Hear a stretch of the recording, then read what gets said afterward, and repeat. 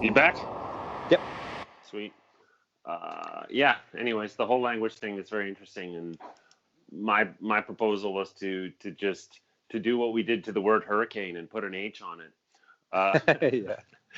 Uh, Yeah. I mean, the tough thing is so at least in Yucatan, there are people there. Spanish has been around so long that it's really infiltrated the language to a point where when I learned how to count, my teacher was like, "Punka oshkan cinco." And I was like, "But what's cinco? How do you say cinco in Maya?" She's like, "You just say cinco." I was like, "Okay, whatever, man." So then they went cinco, seis, siete, ocho, nueve, diez. They in that area they don't even count. They lost using, the language. Yeah, exactly. Yeah. But, well, this is an argument that I'll put forward out of respect for my teacher. He asked that I put, because I was spelling the titles of these podcasts however I felt it. It's for people who phonetically read English to be able to pronounce them. I got you. Yeah. And Apaman was like, "Yo, please don't do that." And I was like, "All right. Well, how about we do both?" Yeah, that's fair. And so then now I've changed to I'll spell it how I was asked to spell it. Out of respect for him, and then on the side I'll put, and by the way, if you don't understand Spanish, this is how you pronounce it. Yeah. And I think that's good because even if you do the X sound being an SH, that's not even a normal Spanishism. The Spaniards actually wrote that because they didn't have an SH sound in Spanish, so they didn't know what to write. And it also has some stuff to do with Catalan Spanish, that dialect. But the whole so even Spanish speakers sometimes are what are these Mexicans talking about? Yeah, exactly. Yeah, I get that. Yeah. I like the way Mexican people pronounce the word beer, though. It sounds way more like American or Canadian, which is really? Same. Yeah, well, people from Spain say it with a lisp. They say cerveza. Oh, yeah. And that just gives me goosebumps. Yeah. And then when I hear a Mexican guy give me a cerveza, I'm like, that sounds better. I can handle this. Yeah, I don't know. It's just there's something about it where I don't know. Maybe it's an American thing where we just sort of casually like British English sounds kind of hoity-toity, and then when you hear sort of the American version, it seems, what can I say, more down to earth or something like that. More. Yeah, and I feel that same way with Mexican Spanish. It feels more fun than Spanish. That was sort of what I got too, and then I was wondering if that's sort of the same version of that we have for English, right? Where a Spanish guy or we're this is a bear, it's eating salmon, here it is, and then you're doing the British guys like a Discovery Channel, and then the British guy's like, the majestic grizzly, right, what I mean? Exactly, It's it's quite and Spanish difference. people are apparently Mexican Spanish is so disgusting. Oh, really? Yeah. Doesn't surprise me, honestly. Okay. So let's just start at the beginning. How did you first get into the Mayan stuff? Let's start there. I tried to put it off for as long as possible, but it eventually I couldn't resist it. So I was a journalist many years ago, and I went down to Mexico, and I was there writing about some stuff in Mexico City, and through a variety of misadventures, I ended up the newspaper I worked for ended up folding. So I pretty much had nothing to do all day but go to all the sites in Mexico City. And I started going to the ruins. I went to the ruins at Teotihuacan. I went to the ruins at Tenochtitlan, Tlatelolco. And it was I was just going there more and more and devoting more energy to studying them. And I was getting really into them, especially the writing systems and the art. And then I came back to the United States, and I tried to kind of put that away, but it wouldn't go away. So I just kind of kept coming back to it. And the whole time that I was studying that, I knew I didn't really want to study the Maya because it was so extensive and so deep that I was like, I don't want to go there, because if I start getting into the Maya, I'm going to lose my focus on Teotihuacan, and soon I'm not going to be reading about Teotihuacan at all. And, you know, I guess 11 years later, here I am not reading about Teotihuacan at all, and devoting like a ton of time to researching the Maya and learning about them. And a lot of it is because of their writing. I'm really into the poetry and the way the Maya language is used. The Mayan languages are used to express poetry. I love that you can see some of the poetic conventions that people use in their poetry today. You can see those in the glyphs, and kind of trying to parse out what these ancient writers were trying to say became so appealing to me that I really started just devoting like a massive amount of time to it. That's awesome. That's very Indiana Jonesy. Yeah, I mean, archaeology in the Maya area is pretty exciting. There's a lot of I have a friend who had to be taken out of. We were in the. Well, I wasn't there when this happened to her, but I was at the site that she was at when this happened, and we were in the deep backwoods, and she got bit by a spider and went into crazy anaphylactic shock and stuff like that. So it can get pretty hairy out in the jungle. Wow. So how did you first, how can I say, enter Mayan writing? What was your first exposure to it, and how did you begin to learn and acquire knowledge and skills about this? So Teotihuacan writing is very mysterious, and we don't have a very good idea of what it means. So I started to read about Maya writing originally because it is something that's better known. About 85% of the script is deciphered, which means you can look at a good number of monuments and be able to read them. But with Teotihuacan, it's very unknown. There's still a lot of mysteries of what they were trying to say. So there's even a mystery of whether it's actually writing or not. But not to really get into that. I started originally just looking at the Maya stuff just to kind of compare, like, were there similarities? Like, what were the Maya doing differently and that kind of thing. But again, I've always been into poetry. Ever since I was real little, I used to write a lot of poetry, and I just started getting really just sucked into the way that what's cool about Maya writing is they make use of so many different layers of poetry. So there's the linguistic poetry, the words themselves, the sounds of the words together. But then there's also a visual poetry, because you can write the same words 3 times and use different symbols every time, so there's a lot of like creativity that goes into it. And then there's also the alignment of the words themselves and how they're aligned on stone or on pottery also kind of helps you tell a message. And you get these like very, very deep messages going on where, it's sort of layer after layer of embedded message. There's one neat example of a stela that they're highlighting their daughter and her accomplishments, but they didn't really want to like outright say they were highlighting her, so they do it through subtlety. They do like her name is placed at the exact center of the inscription, and there's 5 events mentioned on the inscription, and the event of her birth is the middle event, so like all this stuff kind of adds up to suggest how important she is, but they never come right out and say like she's important. That's funny. That's a very humble brag classic. Yeah. If you've ever known any Guatemalan people, that's right out of their page, right? That's right out of their playbook. Brag, right? I know. They're hilarious. It was nothing. Yeah. Like, what do you mean it was nothing? It's pretty funny. Doesn't sound like nothing, but yeah. Just my daughter, whatever. Yep. She's just gonna be the queen. That's all. Yeah, no big deal. Don't worry about it. Okay, that's very interesting. There's so much. There's so many dynamics going into that, especially because it's It's so artistic, like the characters Hmm. themselves. Yeah, yeah. It reminds me of Asian writing a little bit in that sense because it's Hmm. pictographic.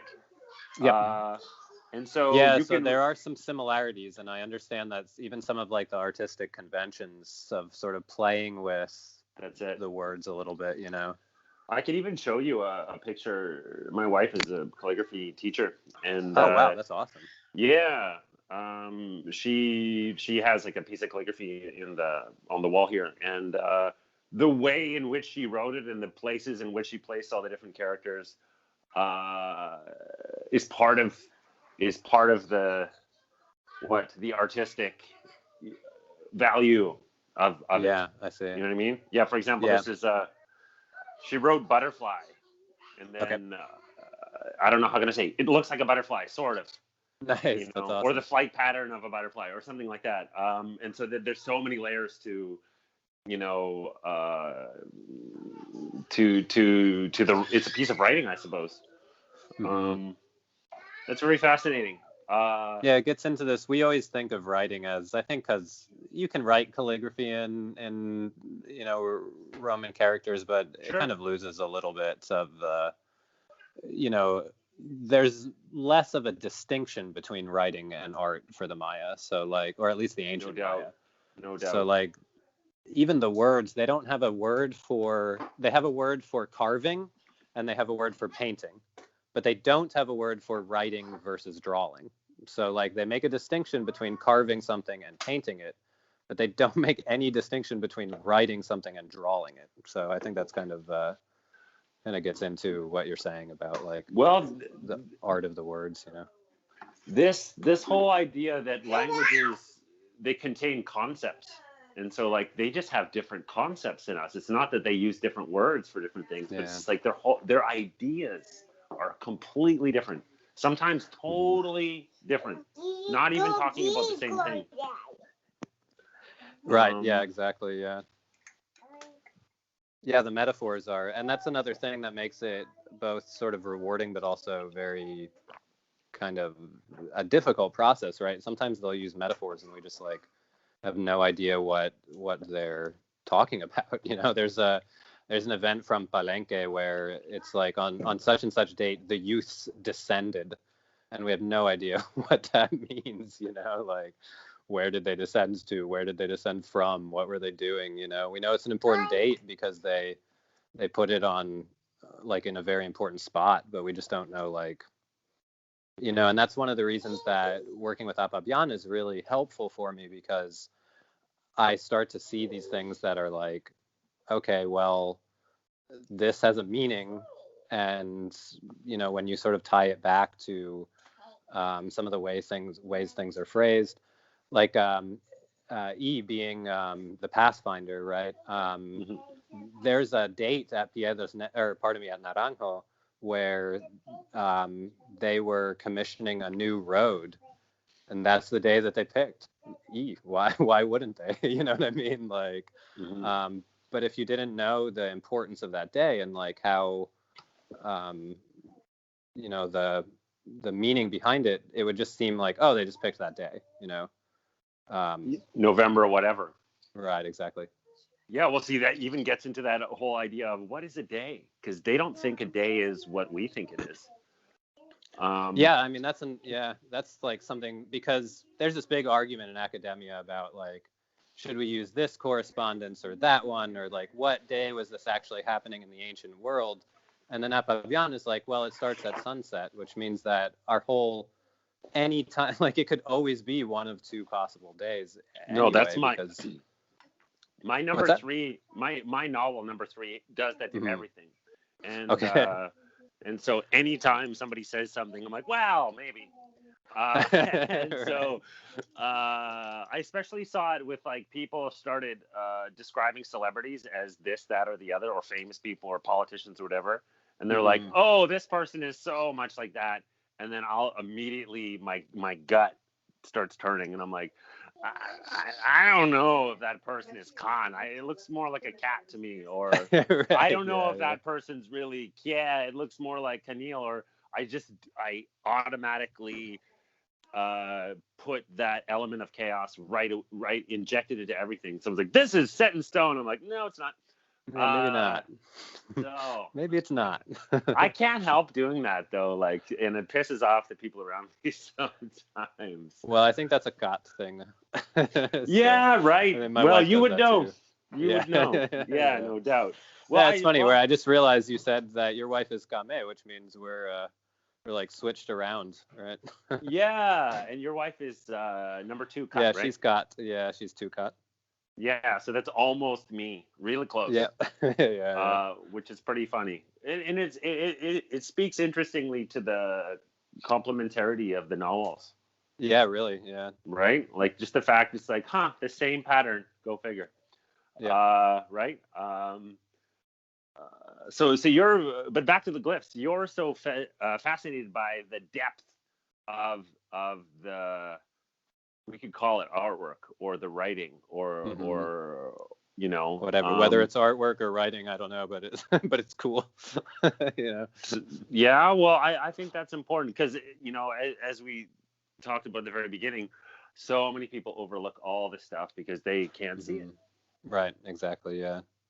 And it takes you need to be, I mean, it's sort of a cultural literacy thing where like it makes sense. Why would you, like, if you were born in, again, I was born in Pennsylvania, like I didn't grow up near the jungle, so like I have no concept of what animals live in the jungle. So when I see the Maya drawings of jungle animals, like a lot of times I'm at a loss to explain what it is because like I didn't grow up around that, and then you start to learn more about it and it's like, oh, they're emphasizing this aspect because of this, and or even they hate particular animals that you think are great. That's a huge, like, I noticed that between different Japanese stuff really? in Canada. Like, well, for example, there's a hawk here and they hate this hawk, and this hawk is considered,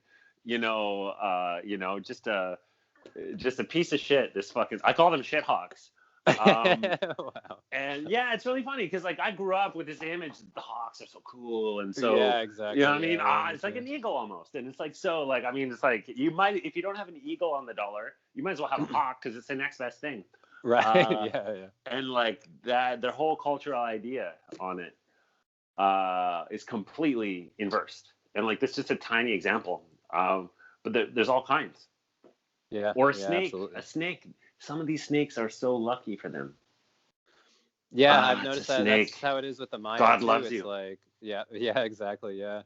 And like I grew up, my family was pretty cool about. I mean, there's the type of snake around us. I don't know if you have them, but they're called garter snakes. They're real tiny. Oh yeah, just like, I know garter snakes. So my mom was like so in love with them, and she'd always like be hanging out with them, and if she ever hit one with a lawnmower by accident, she was like crying all afternoon. So it's like I kind of grew up also with a little bit of a positive connotation. Yeah, I see. Yeah, yeah, that's good. What's that? I was just saying, my grandma was Christian and she fucking hated snakes so really? much. It was you know what I mean? If there was a snake, she would literally like just stop what she was doing and just start walking away. Cross herself. Like, oh my, yeah, like. I mean, she understood that the animal itself had nothing to do with the virus or the Bible. But you know what I mean? Like that was so deeply ingrained in her that just snakes equals bad. Yeah, I see. Yeah, pretty funny. Okay, so how did you begin to study this stuff for all of us? Because, for example, I would love to follow you on your mission, on your adventure. And so, I want to know, like, how did you start? How did this, I mean, you told me about living in Mexico and doing the Teotihuacan thing, but like, for example, what was the first class that you took in Mayan writing? How did you get into Mayan writing? Because you can write in Mayan a little bit, right? Yeah. I can, so if you think about like any, like, if you look at really old English writing, like it's really hard for us to read, even though we speak English. Sure. It's kind of that same way with Maya, where like they wrote for so long. I mean, for thousands of years, that you'll come across stuff if it's very old and it doesn't look like anything to me, or the more recent stuff from the post-classic is very hard for me to read. But there's sort of like this one era of the classic era where I can read, I would say, if you give me an inscription from that era and it's in good shape, I can read it. If it's super eroded or something like that, then I probably won't be able to. How did you get to this? How did this begin? Well, a lot of it was self-taught. I'm lucky to be here in Austin, where at the University of Texas there is it's the Mecca. A guy named, what's that? It's the Mecca for Mayan stuff. Like that's it. Yeah, it is. Yeah. Every year they have the Maya meeting. Well, they used to be called the Maya meetings. Now they're called the Mesoamerican meetings. They're a little more general. But they do glyph workshops every year. So I mean, for like 6 years, I've tried to go to them. I mean, this year they're not doing it, unfortunately. But so that was a big help. That pushed me forward a lot. But a lot of it was really just being into it and working with it a lot and like wanting to know what they say. I mean, I think that's like a big part of it, as weird as it is to say. No, it reminds me of Josh sitting down every night with the Quiche dictionary and just going through it page by page. Exactly. It's just like, how'd you do it? I grind it. And it's like, okay. Yeah. So but I don't think it's I like to say, so I read this great quote about cuneiform, right? Because that's another ancient language, right? And you look at it and you're like, holy shit, I could never read that in a million years. It's like, well, they wanted you to read it. Like their goal was for you to read this. You know what I mean? And Maya is the same way. Like the ancient Mayas, they wanted you to read their writing. So it has an internal logic that functions. And if you do, it's like anything, nothing is easy, right? My daughter actually one time told me, she's 2.5, but I think she heard this in a video or something, and she just kind of modified the words. But she looked at me one day and she's like, what did she say? She said, "Everything is possible, Daddy." And I was like, okay, that was mind blowing. And then she goes, "Everything is hard, but everything is possible." And I was like, what? But it's like, that's so true, cool. Man, you got a little Yoda with you, right? Right? Exactly, yeah. But I mean, cool. It wasn't like, I don't want to say that it was easy, because it did take some work. And I think if you hear that it's easy, you like think, oh, I can just sit down, and when you can't do it immediately, you get frustrated. But it really didn't take it didn't take that much work. I just had to want to do it, and I had to be serious about it. And what's the entry point? Like, so for example, is there a series of phonetic sounds that I should just start practicing? There's a really good book called, I think it's called Reading the Maya Glyphs, and it's by a guy named Michael Coe, who just recently passed away, actually. And it's a must read. Yeah, it's like it's the starting point. I'm actually working on something that is supposed to be less painful than that book even, and that book is really not very painful. But what's cool about that book is it goes through the system a little bit. It's more conversational in tone, but it also has like a few exercises, and by the end it gives you one complete inscription for you to read. So it's like something that is doable. The style of writing is pretty accessible, doesn't feel like a super academic work, and yeah, the drawings are beautiful. They're by a guy named Mark Van Stone. He's one of the best he's one of the best non-Maya calligraphers who's alive today, I would say. And so that's a great place to start, because it really gives you the foundations. Well, because I want to just be like kind of forthcoming about this, is like, look, me and anybody else who's listening, and a few members from our class and everything, like, we want to follow you, but we don't know how. It's like, how do I learn Japanese? I don't know. You look at the whole thing, it's like, wow, there's thousands of letters. Right. I don't know. What's the entry point? So one thing I'll say is, give us a step one and we'll do it. Like, start giving us homework. Okay. Well, you're already on step one, because you're starting to get familiar with the day signs. So if you can recognize a day sign, that's a good first step, because every sentence in ancient Mayan typically starts off with a date. So like they basically say every sentence on 7 Game was born Zach, right? And that's your standard Maya sentence. So you have your date, you have your verb, and then you have the noun, right? And just like, if you were to go to Washington, D.C. and look at, if the only thing that survived from English writing was Washington, D.C., you would go and you would see a lot of very formulaic stuff. You'd see like, on this date, so-and-so did this awesome thing here, That's a good comparison.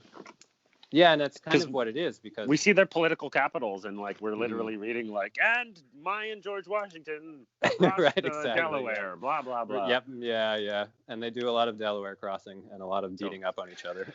so I think that that's kind of the first part. Learning a dead language is different than learning a living language. You don't need to figure out how to speak it. If you're pronouncing it wrong, nobody's gonna be upset with you.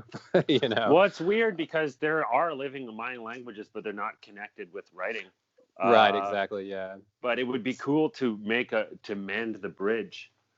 So there's actually an organization that is trying to do that. They're called Maya Antiguo para los Mayas, which is ancient Maya for the Mayas.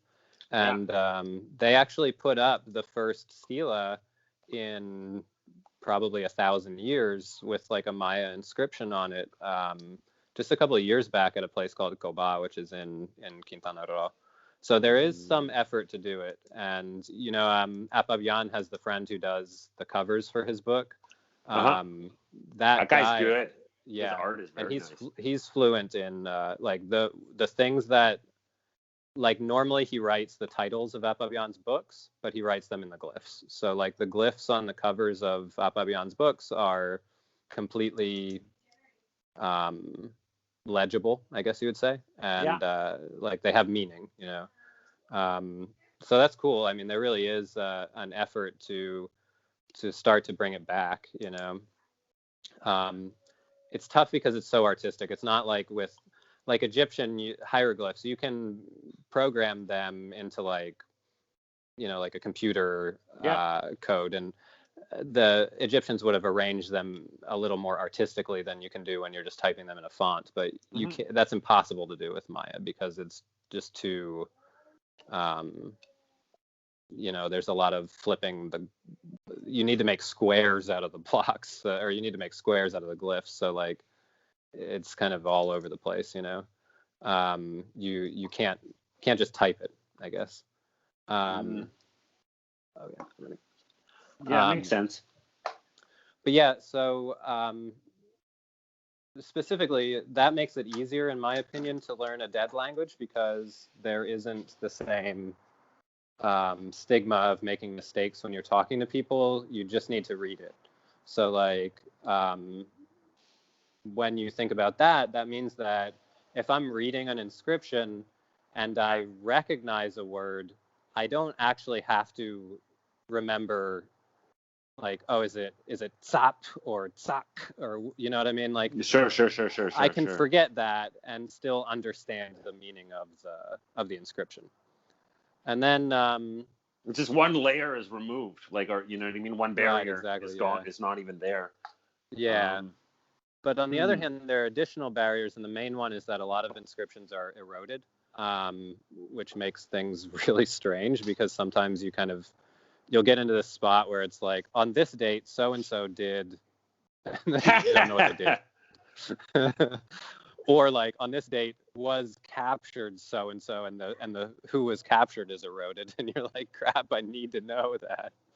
But so that's kind of one of the things that makes it more difficult. But really, you start to get into this rhythm, and you realize that they tend to talk about similar things on their monuments. And if you have a good book, like there's a book called Chronicle of the Maya Kings and Queens, and if you carry that around with you when you're reading, you can a lot of times find the names of the kings just based on like more or less what date it's talking about.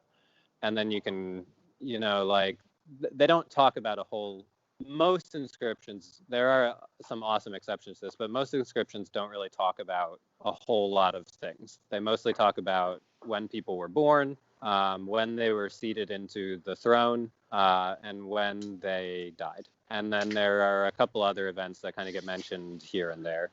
But so that means that to be able to read a good amount of the inscriptions, you don't really need to be that familiar with the entire language, right? Limited vocabulary. They're only talking about the same few subjects, and so it limits the scope. Right, exactly, yeah. Interesting. And that's why you get into, I'm not very good so at it's reading easier than pottery it appears in that sense. Yes. Yeah. Got it. I really do think That's it's a lot cool. easier than, yeah. You know, when I was a kid, I always wanted to, I don't know if you were, maybe this is just me, I don't know, but I just wanted to read ancient Egyptian when I was a kid, and I always figured like, oh, it's too hard. And then now that I'm older, I'm like, man, I should have tried to learn, because it's actually, it's not that it's hard, it just takes a little bit of time. You just need to kind of come back to it and sit with it and play around with it. And again, it was meant to be read. So, you know, they want to talk about themselves. So they want you to know who they were. So if you sit with it long enough, you'll start to kind of get a rhythm of it. I don't know if that answers the question. Well, no, sort of. I mean, my answer is, and my hope, by the way, too, is that we can start to, like, you should start teaching classes, like, teach 1 or 2 characters per class, even in a tiny video, like put a video of 3 minutes. This is how you draw the letter A, and then we can copy you. And then, maybe there's like a notebook or a, like what I tried to do with the Capture Your Dreams notebook thing, the Daykeeper journal. Yeah. The idea was that it was like a companion thing. Like, while you're learning all this stuff, you can also, track your progress or something like that. There's a homework element, which and I that thought helps you so much with like the math and like getting used to the order that the days come in and that sort of thing, and having to do those like the what is it, I keep thinking of the Kokobalan. I know that's not what I'm talking about, but the Tracina or the 9 one. Chumbo. Yeah, there you go. Yeah. Having to do that regularly was like good practice for getting comfortable with the glyphs. But I am working on a little book. It's about 18 pages long, and it shows you an inscription from a city called Yaschilan, and it's a pretty simple inscription, but I like it because it has some of the bigger challenges in it, like certain things. Like I said, erosion is a big challenge. Sometimes we come across signs that we just can't read, but mostly you can read probably about 90% of the inscription pretty easily. So I just go through in 18 pages and I break down exactly what it is, and then I kind of give you some ideas for more readings. So I can always send you that if you want to take a look at it. And then that Michael Coe book is really a great place to start once you. Well, I'll put those links in the description, and okay, cool. Yeah. So just for people who are listening and they're interested to get involved and want to practice, because I think you said something wrong, right? Because it's just a long road, and so it's like it's not difficult. It's just it's hard. It just takes like man hours, thousands, and just days and days. Pieces of your life even. Yeah.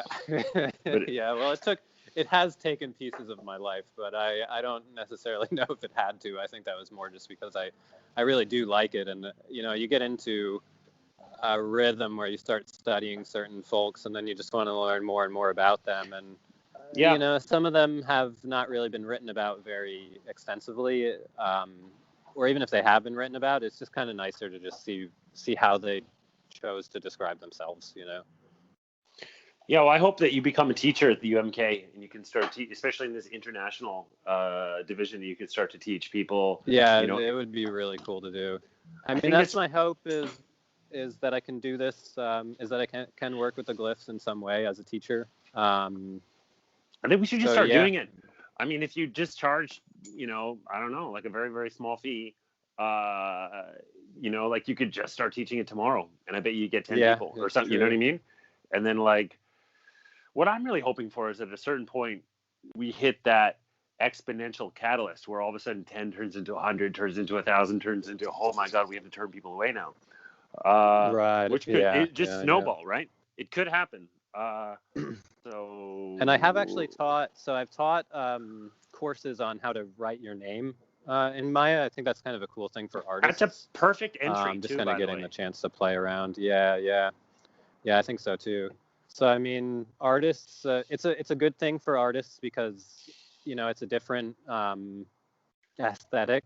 So it forces you to kind of like think outside your own box, but it has like an internal logic. So there are rules to it. You know what I mean? But you can really play around with it a lot. You don't have to be fluent to write your name. You don't have to really even have that good of an understanding of the system just to write your name. So I think it is a fun thing for artists to do. But yeah, I'll send you the link. That sounds like a good idea. Yeah, sweet. Okay. Let's see here. Here's another question, which is sort of takes the conversation in a different direction, which is something like, Okay. where would you like to see this go? Or what would your hope be that, you could see this topic grow in which direction? Yeah, well, so again, I don't want to harp too much on like colonialism and racism, but that is part of the reason why this is so poorly understood, right? Because we just didn't care about it for a very long time. But the other fact is that we didn't know this information for a long time because we couldn't decipher it. And now we can. And when we talk about early American history, when we talk about the sort of history that, in the sense of the great people, when you think of history, you always think of like Isaac Newton, whatever. like you said, George Washington, and exactly. Yeah. British people. 100 years ago, we didn't know the names of the Maya kings and queens, but we do now. And what I'd really like to see is eventually that they get taught in history classes, not in archaeology classes, not in anthropology classes, but in art history classes right next to, Donatello and Michelangelo, and in political history classes right next to Henry VIII, and all that kind of good stuff.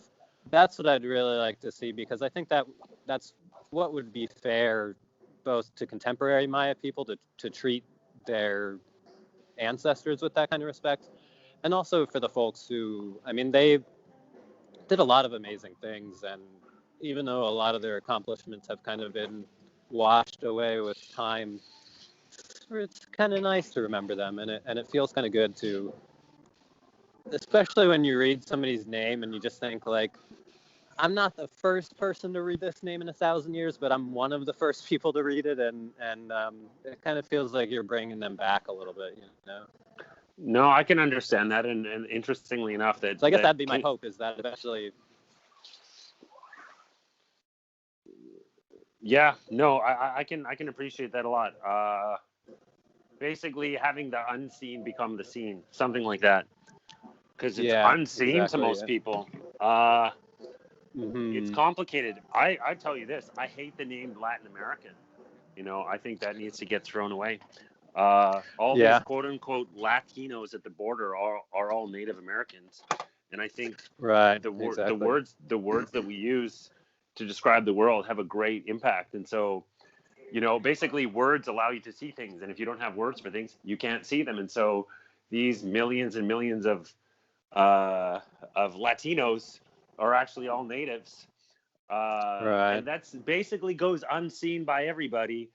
And for me, it's just screaming out loud at me. Of course, it's just like, so you're telling me that this 5'1" guy, with a huge Mayan nose is a Spanish guy? Is that what you're saying? Right, exactly. And they're like, yeah, he's Spanish. And then I just look around. Even I was looking at like maybe taking some parts of our course and publishing to this Canadian Latin American Studies journal thing, and I hate the fact that it's described as Latin, and I would, all the way down to the words that get chosen, would like to be sort of rearranged.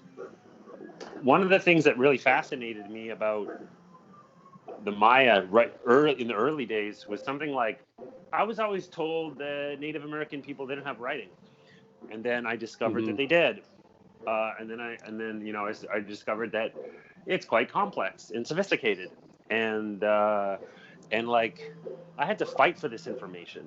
It wasn't. Yeah, it's true. It wasn't provided, and it would be And if I explain people my position, everybody just rolls their eyes and goes, okay, once again, here's Paul with his, you know, with his crazy I've gotten ideas. that before as well. Of course.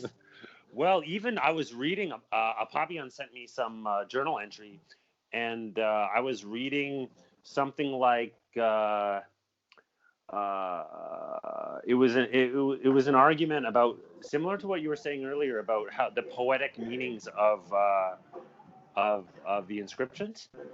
Mm-hmm. And he was something, you know, because like there's an argument that, you know, that the Quiche Maya explain things by puns, right?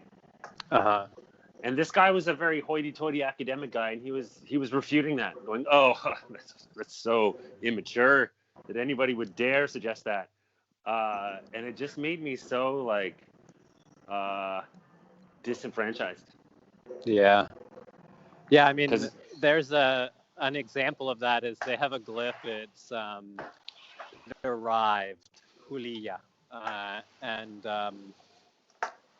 one form of it is like a hand, but there's another form of it that's like a crescent circle, and they draw it in a way that looks like the moon.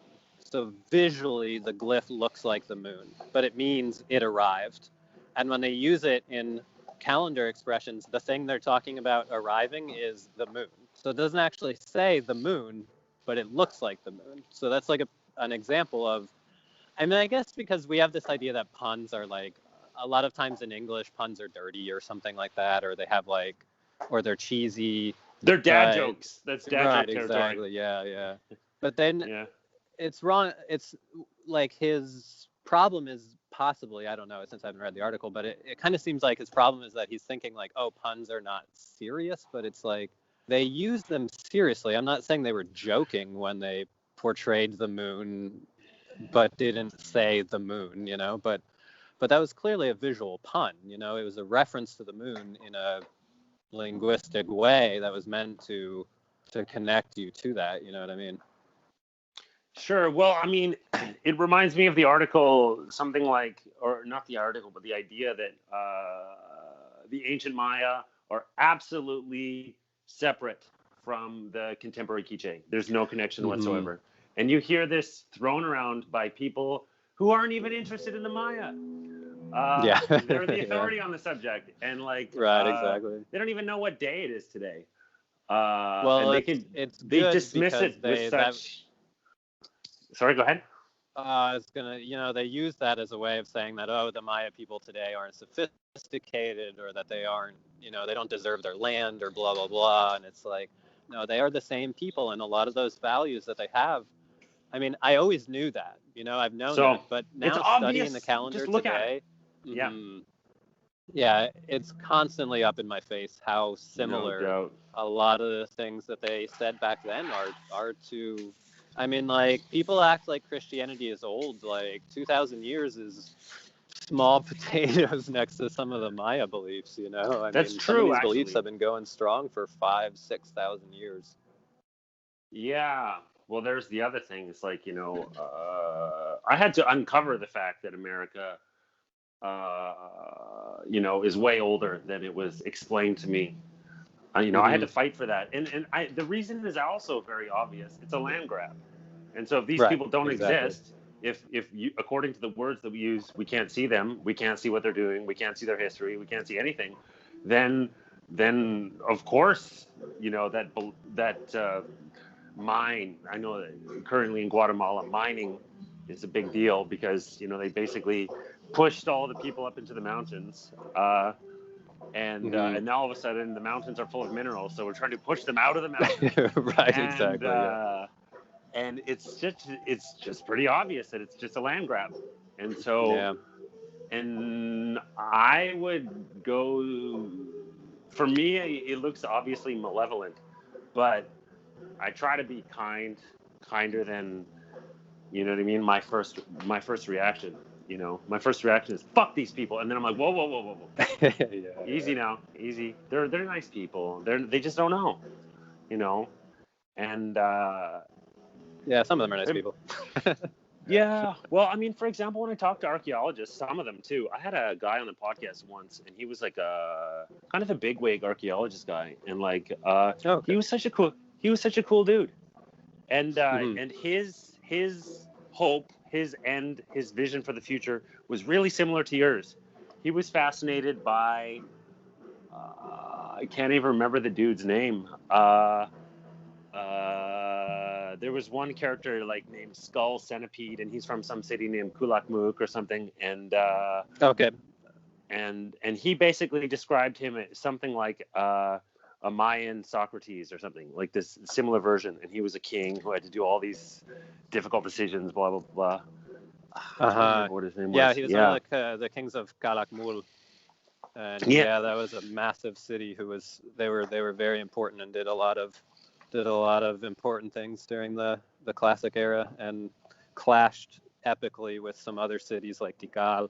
And I mean, just did crazy, massive warfare, and yeah, again, like incredible inventions. And I mean, even things we don't really like. I haven't talked at all about this, but like they used to be expert dentists. Like they could drill a cavity like nobody's business. And this was before there was, this was 1,000 years ago.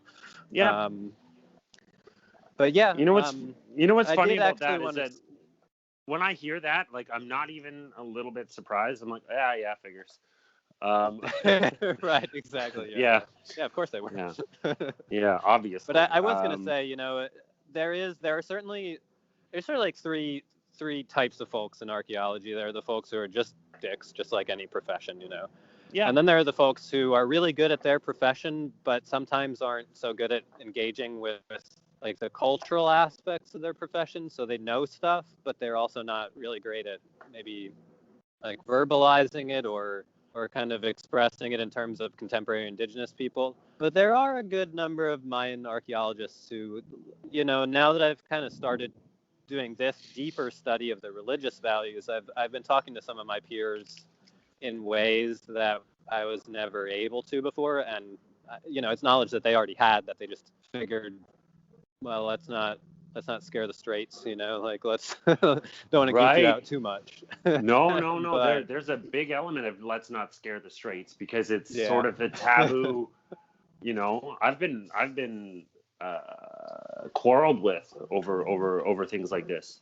You know, Yeah, yeah, me yeah, too. they'll get you chased. They'll chase you out of whatever restaurant you're in or whatever.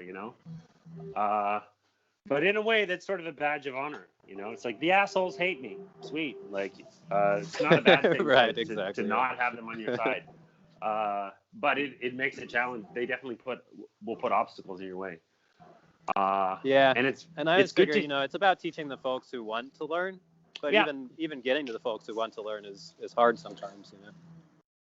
Well, that's what I was saying earlier about like these people are serving the interests of mining companies or whatever land Yeah, grabs are happening at the time, and there's a lot of money there, and so money is designed to incentivize behavior, and so wherever the money is, that's going to tell you how people are acting. You know what I mean? Like in my job, yeah, the reason I do my absolutely. job is because I get paid to do it. Right. Yeah. And so I'll probably keep doing it as long as the money keeps showing up. I like my job, but I like eating, so. Right. I feel Yeah. like I've tried to, my mom always used to say when I was little, she'd be like, "You work 8 hours a day. That's a third of your life, so you better enjoy your job." So like I I've think there's tried to pick one I like, but the only reason I'm doing it still is like you said, it's about money.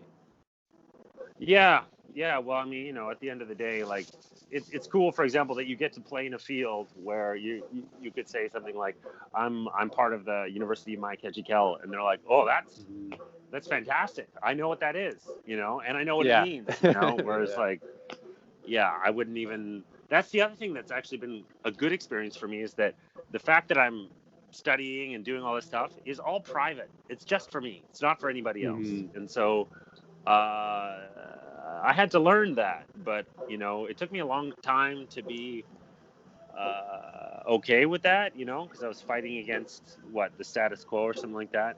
But Mm-hmm. at a certain point, I'm realized like it's okay. This isn't for everybody. It's just for specific people, and And if it's for you, then it will call you, and you know what I mean. You'll just you'll select yourself.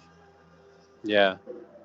Yeah, Which absolutely. is And it's been cool. Like I was very surprised, when I started the spy. I didn't know who would be in it, and it's kind of cool to see all the different people who are in it and the different perspectives that just how many people found the calendar, have found meaning in it, and I mean, I originally started exploring that because I liked the art. Like it wasn't about any, but the more that I studied, the more connected to it, the more like it makes an inherent sense, right? Like it feels like a good metaphor, at least, for describing the world.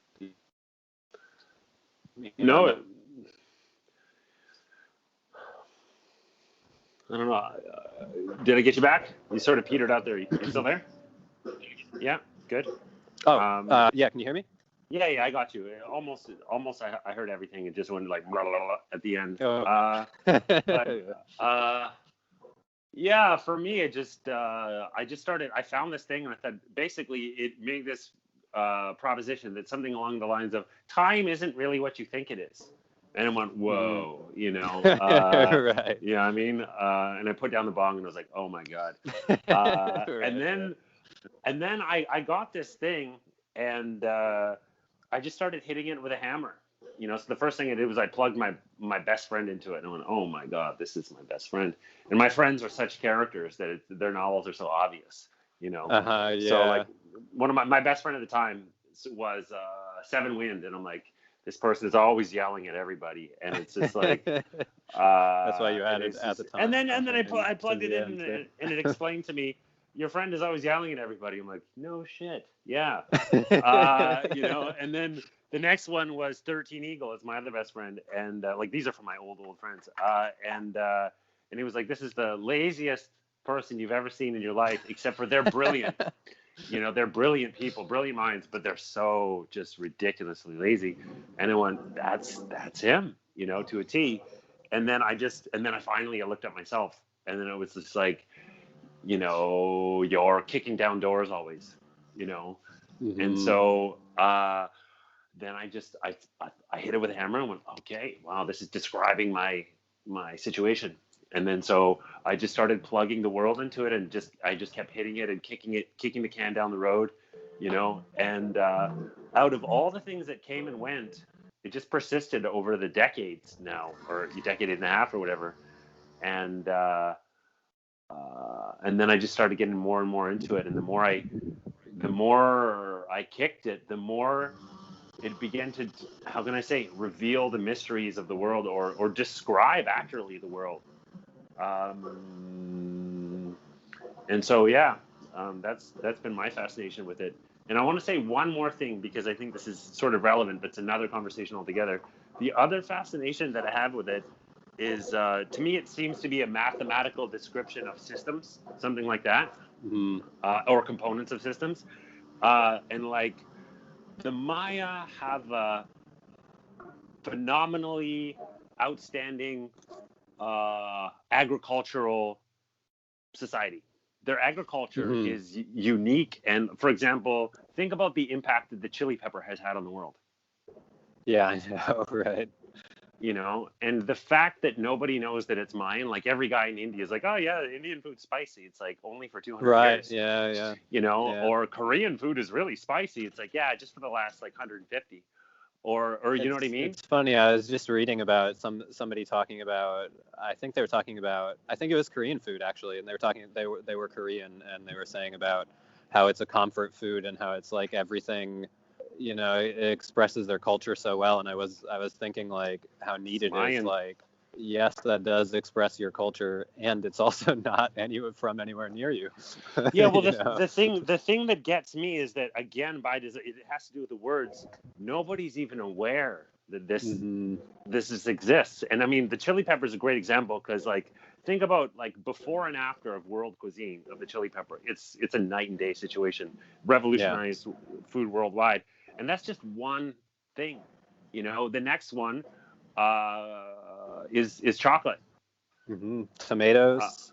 Tomatoes. See, I grew up learning that the best tomatoes were from Nona's garden in Italy. Yeah, and I'm sure there are really great tomatoes there, but No doubt. that's not where But it's not traditional. Like, you know, Right. and so there's no recognition at all. Nobody even sees it. Nobody has any idea that this is a thing. So then my next sort of grand idea is something along the lines of their mathematical knowledge of biological systems allowed them to be so brilliant at agriculture. And so could they intervene on plants that are living in the forest to cause them to produce food? We didn't even mention corn too. You know, according to how they would count, or you know what I mean? Like, was their agricultural success tied to their knowledge of time? And I think it was kind of a reciprocal relationship, you know, because they were listening to what was going on around them and, like, you know, responding to that and using those observations in a way that is, I mean, equal to the observational ability of scientists today, you know, and has survived in ways that is still useful to this day. So, I mean, like even outside of the religious context of the sacred calendar, I mean, the way that they handle agriculture down there is still brilliant, you know. Except for now that we have the palm tree coming in, you know, the palm oil destroying everything, but even up to 20 or 30 years ago, the agriculture system in that area was still probably one of the most, like, sustainable yet productive in the world, you know. And now that's kind of going away because of palm oil, unfortunately, but those astronomical observations were still relevant, you know. What's going on with the palm oil now? It's just been because to grow it, you need a lot of land, and it's very environmentally not sustainable.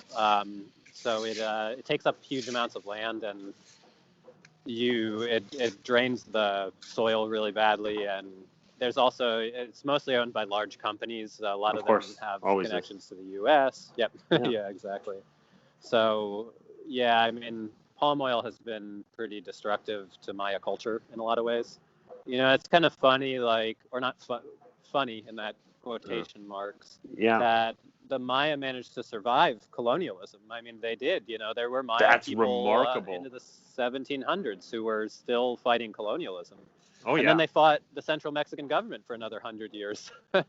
And the thing that ended up destroying them, you know, was its tourism and sort of like the invasiveness of our need for things from their biosphere that is just, like, overwhelming, you know, and just sapping them of resources constantly, you know. So it's like they managed to survive 500 years of oppression, and, like, one of their biggest challenges is now, and it sucks to know that, like, my behaviors, right, every time I buy peanut butter, I'm, like, playing a small role in that, you know.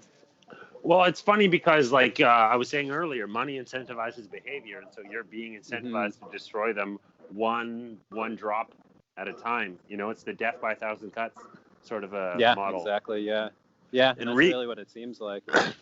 They managed to turn their own kids against them because I teach some kids who are Maya descendants, like, their last names are like, I shouldn't be saying their last names, but but just a Mayan name anyways, Nawal.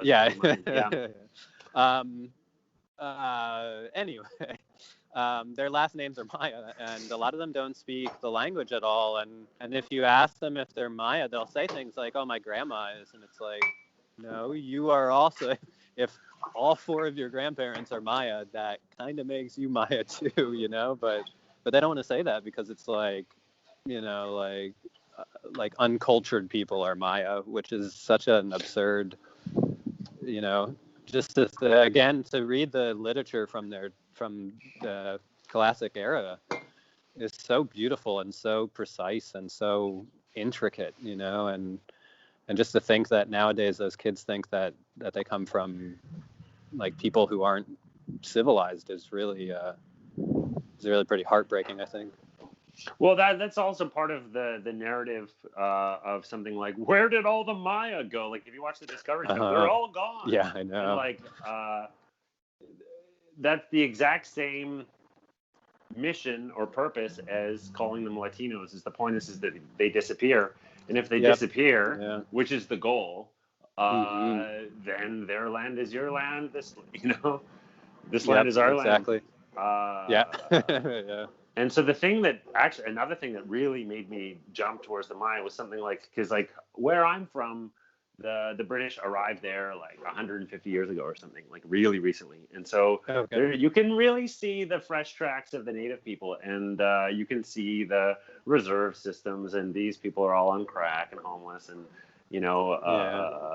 their villages are all garbage dumps, etc. Ironically, well, not so ironically, but when I went to Australia, it looked exactly the same. Not even like verbatim. Yeah, the same exact thing. You would see the native people. I remember the first time a homeless native guy in Australia came up to me and asked me for change. I was just like, it was weird because it had the same familiar feeling of being in my hometown. But I was on the other side of the world. Yeah. It's like, damn, dude. I grew up with this, and so at first I was so pissed off about it, but then I've reconciled. Like I've come around to it, and just to, like we can't get anywhere good if we don't know where we are now. And so like, let's just take account of like, where are we? And then you can see these institutions going top down. They'll never give you your freedom. You have to take it. Yeah. And so if you want to learn about Mayan stuff, you can't rely on anybody to tell you. You have to go and fight for it. Otherwise, like, why did we make the class? There were no classes. Right, exactly. Yeah, exactly. Why did we make a podcast? There were no podcasts. Not something that was done before this. Nobody's going to give it to, not an inch. But, and I feel very fortunate now. In the olden days, they would come and burn, you as a warlock. And, right. And they would. They did it. Yeah. And so we don't live in that era now. Oh my God. Even 150 years ago, I would be probably in a lot of trouble in academia. I mean, that's right. A few of, there was a guy, Franz Boas, who he exposed a few archaeologists as spies for the U.S. government working down in Mexico, spying against the Germans, and he exposed them to the Mexican government, and the U.S. archaeology community was like, how dare you do that to our own? You're out forever, And it's of course. Your reaction should be to thank him because he's making your discipline a scientific discipline that is not influenced by U.S. spying, but instead they were angry at him, Well, ironically, I don't know if it's so ironic. The Germans do the best work, and they have the books, and like they're the ones. Like, if you ever see a German, like that guy in Turkey who uncovered that city, like that's phenomenal. You know what I mean? Yeah. These guys do such good work, and so obviously they're the enemy. Yeah, I've actually heard this funny joke that German guys apparently are really into Maya chicks because they're so tiny. So you get these like German guys will come to Yucatan and like they're like 6'5" and fall in love with this little like 5'1" girl and then disappear with her back to Germany. So there's apparently like a little Maya community in Germany that has sprung up because of this happening. That's awesome. Germans, they do good work. It's similar to Japan. That there's a streak in their culture where it's just like, you know what I mean? The things that they do with their hands are awesome, and results. And actually, the Japanese are surprisingly interested in the Maya area as well. And there's a couple of very, very famous Japanese archaeologists who study the Maya. The Japanese are always off to the side, out of the spotlight, similar to the Mayan. They humble brag.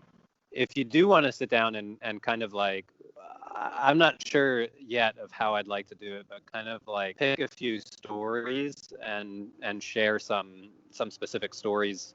There are a few people who really well represent the calendar. Lady Six Sky, like I said, she was really, I'm pretty sure she was pretty religious about the calendar itself. So she picked dates with their sacredness like at the forefront. So she's a really cool one to talk about. Palenque was also a very religious place. One of the interesting things about reading the inscriptions that no one has ever really talked about that I've noticed is you start to get, cities have personalities, and No when doubt. you go to the Maya sites today, they all kind of look the same. They're just ruins, and maybe one will have more buildings or bigger buildings, but they kind of have a very similar feel. Um, Especially if you've been to a lot of them, they kind of start to blend together.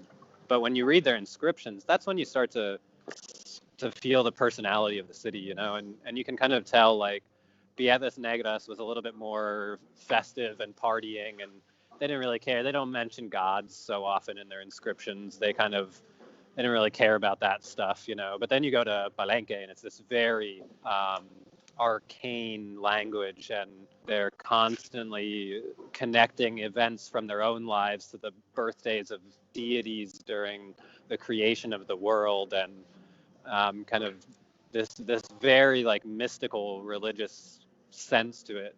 And then you have Naranjo, which was like not religious in the traditional sense. They were mostly like a more warlike people, but they clearly had a very strong religious sentiment to them, and about the calendar specifically. So the same way that Aki might pick days today, being like, I'm choosing this day because of its sacredness, and because it's specific to the ritual that I want to do for this day.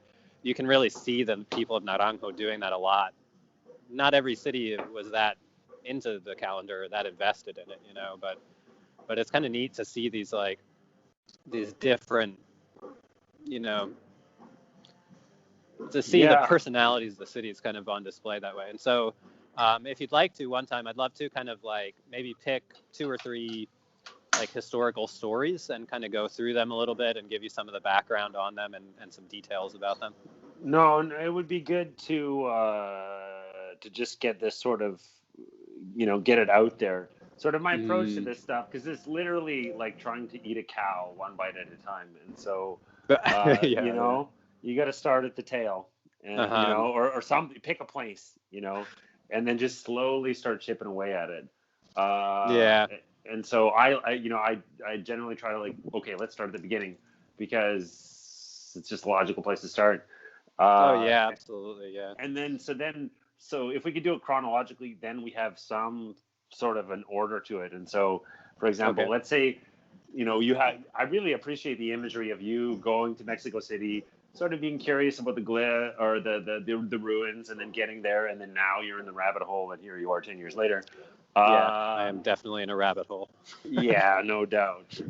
It's cool to meet other people who are also in the rabbit hole, 'cause Right, it's, yeah, the it's same like, it's rabbit pretty hole. dark down here, right? And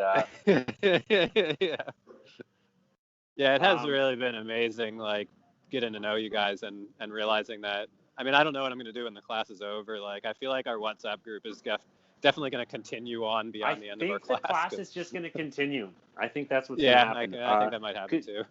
Well, because like, especially for me, like, I don't want it to stop. Like, why would it stop? Like, basically it's like, okay, you're going to eat a cow, and we've just got first doing like one of the legs, and like, well, what about the other 4 legs? You know what I mean? Like, I'm trying to eat the Figure whole out cow. how to eat those ones yourself. Yeah, and for me too, I also feel like I want to absorb about as much as this as I possibly can before Pabian dies. Really? Yeah, I know. Yeah, Yeah, and it's cool, like this sense of getting to know little bits about his teachers also, like getting connected to this lineage has been really, really neat, really inspiring. Yeah, well, okay, so maybe to follow the chronology of your story, and you want to pick a character, which was the first character that jumped out at you?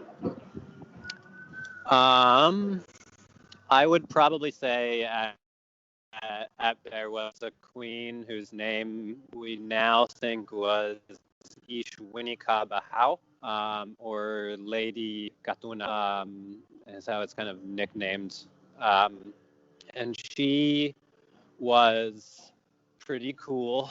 She was a badass. She did some things that other women had never done at Piedras Negras before, and are some of the things that are unique in the Maya area. There's this piece of art with her and her daughter, and her daughter is like looking up at her lovingly, and there's no single stonework like it anywhere in the Maya region where you have like a kid expressing tenderness to to his or her parents in stone. And so it's just like this really humanizing moment. But there were so many stakes behind it because they were already older when they had her, and she was one girl, and they needed a boy to continue the lineage.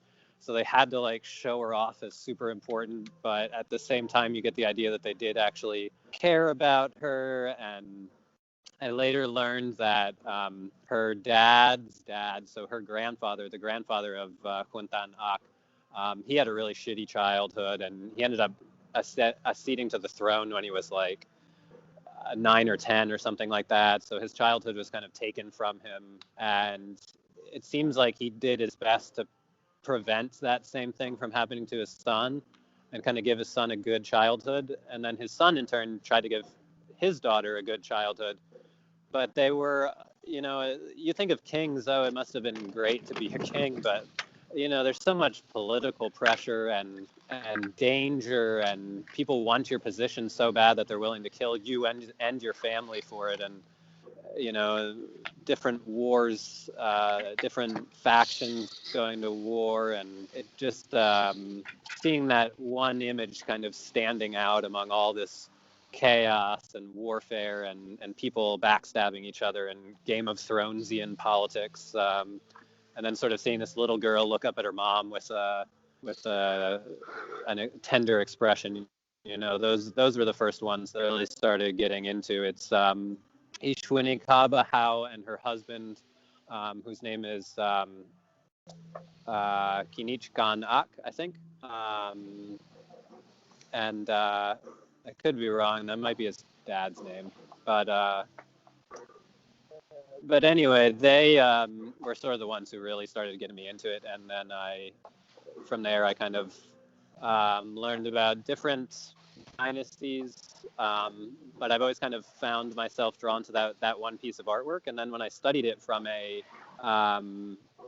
glyphic standpoint, well, once I started taking classes with Apabyan, we talked about some of the day signs that are used in it, and it really started blowing my mind because the little girl was born on, I think it was 4 Game. I don't remember what the numeral was, but the nominal was Game for sure. And when I told Apabyan that, he was like, "You're telling me that this little girl was the only heir to the throne, and they needed to prove how important she was and how connected to the ancestors she was, and she just happened to be born on Game?"